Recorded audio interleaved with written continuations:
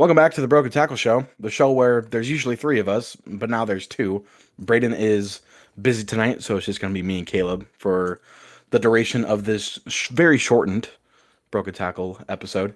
Um, some interesting things happened over the last weekend. One of them, of course, just being like Brian Branch's suspension after the Chiefs game. Um, I don't necessarily think. I mean, they tried to appeal it, I guess, and the standing was upheld. Um, really, that's kind of I don't know. If you're the Lions this week, are you scared to not have Brian Branch on Monday night versus the Bucks? I think they dealt with enough injuries on the defensive side last year that they kind of have an idea of what they're going to do, but um, they are missing actually a lot of their secondary this season already, so it is going to be a hit to their defense, and it's kind of funny. So Jordy Nelson is the like appeal officer for the NFL, and Seriously? he's the one who upheld Brian Branch's suspension. So Well, that was biased. a little bit of bias there, maybe, but you don't I punch guess people after the game. no, you definitely don't. It was uncalled for, not cool. Brian Branch, unfortunately, was just being a sore loser. Uh, and now, you got the Buccaneers, who Baker Mayfield, he's MVP talks right now. I know it's still way early in the season, but he's been playing lights out with Emeka Egbuka. Even he like got hurt last week, but I Hmm. think without Chris Godwin playing well and Mike Evans being out, still being able to put up these numbers, and he's in the MVP talks. I've always liked Baker as a player, and his attitude and swagger is just that much more tantalizing. So I'm actually kind of excited to see the Monday night game and uh, see if he can torch the Lions' kind of injured defense. Yeah, I think it'll be a fun game. Good NFC matchup there between the Bucks and Lions. But I do think Baker Mayfield is probably on at least on my list is the leader in the MVP right now. Just the way he's been playing. So he's been I think he's so too. I think he's having the best season he's had yet, really. So Yeah, it's truly remarkable. And like I don't even think he was bad on the Browns, to be honest with you. It's just he was not a good fit for them. Um, the it's the swagger that he Browns though. carries, yeah, the swagger that he carries just kind of I don't know, it fits in Tampa Bay. I can And agree I with mean, he that, looks yeah. good in their alternates. Not gonna lie, like those are probably my second favorite uniform in the NFL besides the Seahawks throwbacks. Um, Speaking of the Seahawks, they've got the later slate on Monday night versus the Texans. Texans coming off of a huge dub against a very broken Ravens team at this moment in time. Mhm. I said last week how they were hitting the panic button, For sure. and oh wait, or did the Texans play the Ravens last week, or was that No, that was 2 weeks ago. The Texans just that was had their 2 weeks bye ago? week. Yeah. You're right. You're right. So sorry. They're coming off of that and the bye week now. They will have to stroll into Seattle on a primetime game. Like I said, the later slot on Monday. Mhm. Uh, I'm pretty excited. It's Jackson Smith and Jigba after unfortunately Puka getting injured last Sunday. Um, Now leads the league in receiving yards, and 696 is what he's at. If he keeps the pace up, projections. I'm just gonna throw this out there. Cross my heart, hope to die. Knock on wood, whatever. Um, Projected to surpass the season receiving yards leader. Not by much, but he's coming for Calvin Johnson's record for sure. Yeah, I know that Austin likes to listen to this podcast. So the trade that he sent me today, or was it yesterday? It was yesterday. It was Justin Herbert for JSN, and that was a pretty quick veto for me. I'm not a Seahawks Yeah, fan, not but in any world. yeah, I do like JSN as a player, and he's been carrying my fantasy team pretty much all year. So um, I need something. I need a little bit of yeah, that in my life right now. My fantasy team's in shambles. Um, yeah, I know what you're saying. Austin. I know you're watching this right now. You you send these trades and think that you're going to swindle one of us, and or you it's either that or you truly believe that it's a good deal, and I don't know where you're getting those ideas, buddy. But I said anyways, maybe if he gave me a little more, but he's like, I'm just one piece away, man. So, um, well, and well, something that that I would break you completely, is what it would do. it would do that would make me never win another game. But something that I've been kind of realizing or thinking about lately is just the change of like archetype for the NFL receivers that are have been really good. Like it used to be back in the day, your number one guy is 6'1", 6'2", really fast, big physical receiver. And nowadays you got guys like Amonra, JSN. Um, you got Buka now coming up on that list. These receivers that are kind of just the main slot guys are kind of I feel like more important than those outside guys now. But I don't know if that's true yet. But it's It's been definitely a it's looking trend. like that. And like Cooper Cup, who won the Triple Crown, a couple years ago, he's one of those Hmm. smaller slot guys. And Jamar Chase, I guess, well, he won the Triple Crown last year, but he's not like a huge receiver by any means. So I don't know. I think the way that they're like doing it almost is like, I mean, you put those guys in the slot, like these shifty guys and who have really great hands. Uh, Most of the time, if you're lined up in the slot, it depends on what package the defense is in. They could be matched up with a safety or like the third on the depth chart, the corner there, unless you have a specific slot set like slot corner for said game plan. But it's not always going to be the case. And so in certain packages, I feel like that's exactly what they're trying to do. And Hmm. now, especially with all the more motion and everything, and all that the teams have, they just try to create those mismatches. Jeez, that's a hard word apparently. Down the field, and it just somehow works for these slide guys. I do think that luckily, what's not dying out is like the big, strong physical receivers. Um, I don't think that's dying out per se. Hmm. They're just getting a little older currently in the NFL. Like you got guys like Mike Evans, and there are the shorter guys like Justin Jefferson. He doesn't have blazing speed, but he'll go up there and grab the ball if you need him to. So, like George Pickens, even ever since the injury to CeeDee Lamb, he's really stepped up and became that physical target. So, like, if you could get two of those guys on the same team, you got the lightning and the thunder. You know what I'm saying? Hmm. So, Yeah. sounds kind of cheesy, but it kind of just rolled off the tongue. I No, don't it makes sense. know. um, JJ McCarthy this week, Austin. He's still looking iffy, according to some reports. They're not 100% about his ankle sprain. Like they said, they're getting there, but they're not sure if he's going to be able to make it back to this Sunday. But luckily, I mean, we're at Wednesday tonight as of this recording. So hopefully, for any Vikings fans, he will be ready to go. Um, if not, if he's still not 100%, do you think the Vikings start him anyways and risk getting him hurt again? Or do you think you like sit your technically rookie out another game? Well, I think the Philly's coming to town, and I just don't think that's a game that you or a defense that you want to throw him back out against. Really, I mean, he played one game and he struggled until the last quarter there, and then he It did. was overseas. And then that second game, who was he playing against week 2 before they benched him? The Bears or Falcons? Falcons. It was Falcons, yeah. I just don't think that Philadelphia is a team that you want to throw him back out there if he's not 100%. If he was 100%, I say go ahead and go for it. But um, I don't know. I just don't think that's a good matchup for a rookie quarterback who's hurt and has only had 2 games starting. So, but Especially against the defense like that. I mean, maybe I know the it would help him going against a really good defense. But for like if future you were games, 100%, it would definitely help for experience. yeah. It's not going to really help you if you're going out there playing injured and trying to favor, one leg or, you know what I mean? It's going to make it harder to make those reads when you're worried about any pain that you might have. Hmm. Um, I know that the Eagles, Brains are not here to defend himself, but the Eagles have lost 2 straight. They're probably pretty angry and looking to bounce back.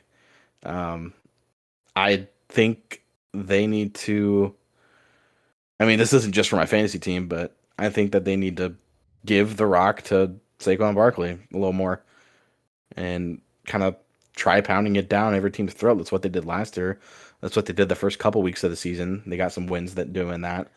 Um, like it just seems the last 2 weeks they've been doing nothing but almost air raid and just kind of like these little runs that aren't doing much. So more touches for Saquon. If AJ Brown's going to cry about it, then that's fine. I'd get rid of him. Yeah, We're almost at the trade it kind deadline. of seems like they're trying to keep the receivers happy when it's not their bread and butter. It's not what they're built for. They're built for running the football. But it's Hmm. almost like teams now are just daring them to throw. Like the Giants, Saquon was getting his touches, but they were stopping Saquon in the backfield, you know, for They for Giants have losses, arguably the and best D line. that is true. But I think what Denver and New York did was we're gonna stop Saquon. We're gonna make Jalen Hurts beat us, and then Jalen Hurts had his he had a really good passing game stat wise against the Broncos, but they still lost the Hmm. game. So I think that's kind of the game plan going against the Eagles. Is just we're gonna make you throw. So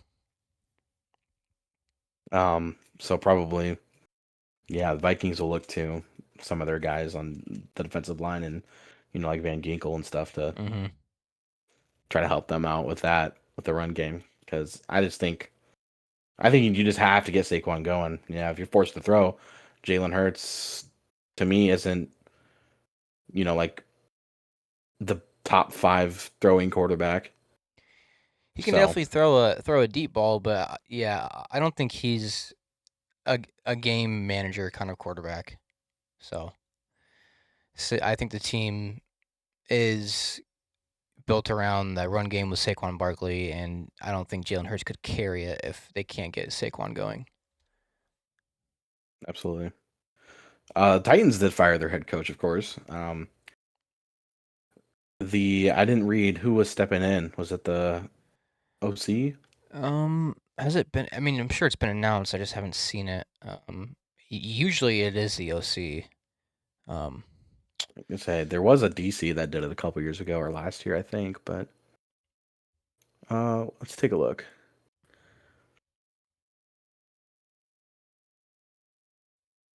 Huh.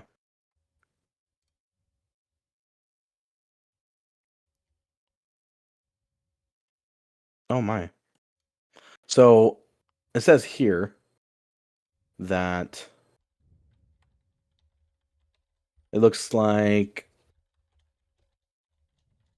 it looks like the offensive coordinator, I believe, or no? it looks like whoever Mike McCoy, I believe that's the special teams coordinator. Ooh, that would be interesting. Um, let's see here. Maybe he's not the special teams coordinator. Well, I think you drafted Cam Ward number one overall. Jeez, Overall. overall. Yeah, thank you. English is hard. Uh, I would try to bring in somebody that can develop a young quarterback in some way. Like, I mean, I don't know who off the top of my head is like out there looking for a head coaching job at the moment, hmm but I would try to find a guy who can work with the young quarterback. And like I know as of late, the Titans have kind of had their ground heavy, um, and like defense maybe focused guys, but I guess Callahan was the Bengals offensive coordinator. But like get a guy who can develop Cam Ward into what you want him to be, um, and into what Cam Ward's personality is. Start building around that a little bit. You got kind of an aging O line. You got kind of an aging offense in general. Bolster up the offensive line. Bolster up the definitely the linebackers, I think, and I don't know, but obviously that's like next year's talk. For right now, just kind of step in and try to develop Cam Ward as best as possible. Well, the interim I'd say. coach, Mike McCoy, he was the quarterback coach in Jacksonville with Trevor Lawrence. There And you then go. he's kind of bounced around before that. He's been in the NFL for 20 plus years, so it's not like it's not like he doesn't know what he's doing. Um, but I guess yeah, we'll see how the rest of the season goes for the Titans. I mean, you can't get really worse than a 1-5 start, and I believe they're 4-19 in the last however many games. So uh, Yeah, and you change got of to think scenery is about probably needed. the players too who might like.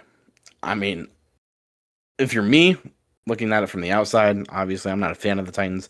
I don't work for the organization. I don't really know what they want to do. But what I would do is like, you already know that you're not having a good year. Try to win some games if you can. But if you can get a really high draft stock, that's okay. But on the other flip side is that some of those players, they probably want to win games. So that's not what they want to do. Is just kind of go for another high draft stock and building around Ward or anything. Hmm. They some of those guys probably want to win games, and if that's what the Titans are going to do is try to get super high up, then I don't know. Some of those guys might just look to leave or be traded. Yeah, it's and if you want to get guys to buy into what you're trying to teach and what you're trying to do with your franchise, you got to win some games, or else no one's gonna buy into what you're trying to work with. So, Get them to see the vision for sure. hmm, got to have guys Because buy like in. obviously Rome wasn't built in a day, guys, but um, ever since really Vrabel and Derrick Henry leaving, hasn't been a whole lot of good to watch out of Tennessee. Mm-mm. They got some really loyal fans there in like Nashville and all that. So in Knoxville, I'm sure that they're waiting. I mean, 4-19 record over 2 seasons It's not very isn't really good. not very great. Tied with the Browns though I for the don't know worst record over how two Browns seasons. and Bears fans can always do it. It must be something in the water. I, I really don't know. It'd be like when we talk about like what do those kids from St. Ansgar eat or West Hancock? They eat Sansgar, West beef. Hancock, they eat beef. They eat beef. They eat beef. Is West Hancock even ranked this year on our rankings? They are ranked fourth.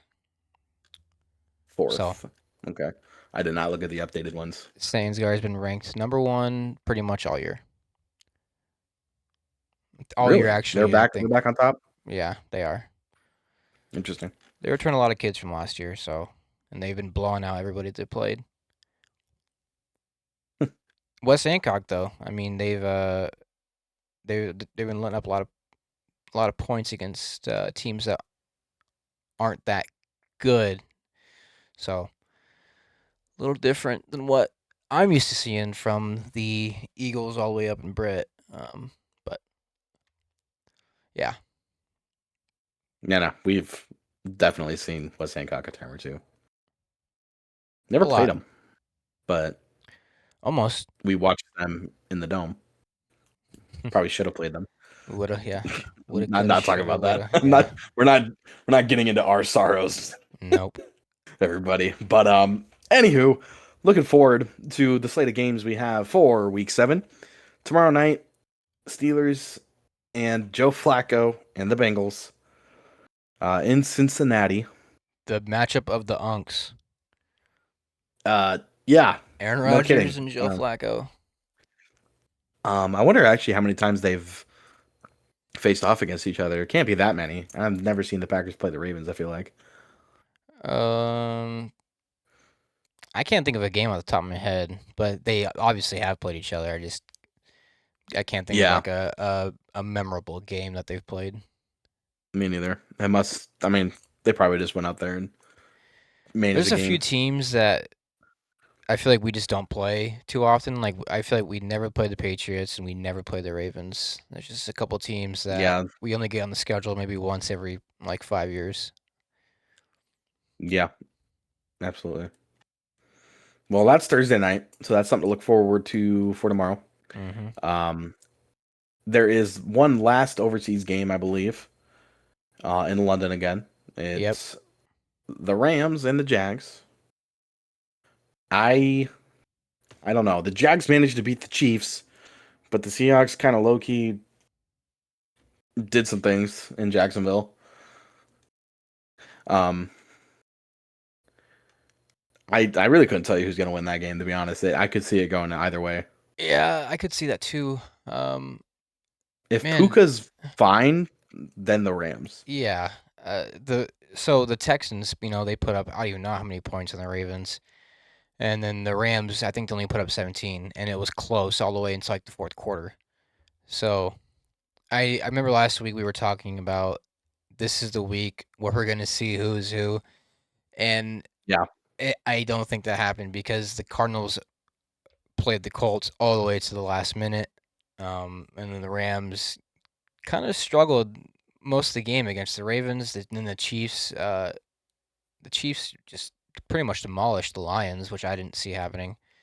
Um, and then Green Bay and Cincinnati was a close game. I Hmm. don't know yet. Yeah, and then the Jaguars, I thought they were legit, and I'm not saying the Seahawks are bad, but then they dropped one of the Seahawks, so I don't know. Yeah, that could be very interesting. The next primetime game, Sunday night, I'm not really excited to watch this one. I Mm-mm. mean, I don't know. I like Bijan, but I like Yeah, CMC. But Falcons Niners in San Fran on Sunday night.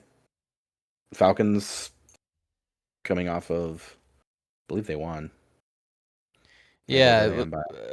They just beat the Bills.